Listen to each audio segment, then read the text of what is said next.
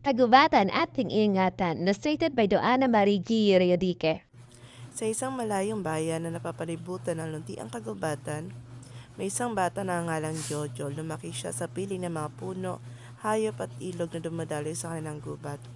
Para sa kanya ang kagubatan ay hindi lamang tahanan, kundi isang buhay na kayamanan.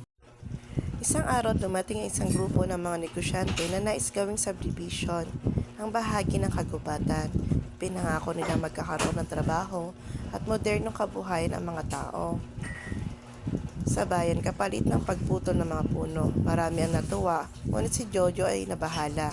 Alam niyang kapag nawala ang kagubatan, mawawala rin ang malinis na hangin, tubig at tirahan ng mga hayop. Dahil dito, nagpasya siyang humingi ng tulong sa kanilang guro upang ipaliwanag sa buong bayan ang epekto ng pagkalbo sa kagubatan. Sa isang pulong, ipinaliwanag ni Jojo at ng kanyang guro na si Teacher Jonah na ang mga punong kahoy ay nagbibigay ng hangin, sumisipsip ng tubig ulan, upang hindi bumaha at tahanan ng maraming nilalang. Kung mawawala ang kagubatan, daranas sila ng matinding init, kakulangan sa tubig at pagguho ng lupa. Naantig ang damdamin ng mga tao. Sa halip na putulin ang kagubatan, nagdesisyon silang pangalagaan ito. Sa tulong ng mga eksperto, natutunan nilang maaring magtanim ng halamang gubat na maaring pagkakitaan ng hindi sinisira ang kalikasan. Dahil sa tapang at pagmamalasakit ni Jojo, nailigtas ang kanilang kagubatan.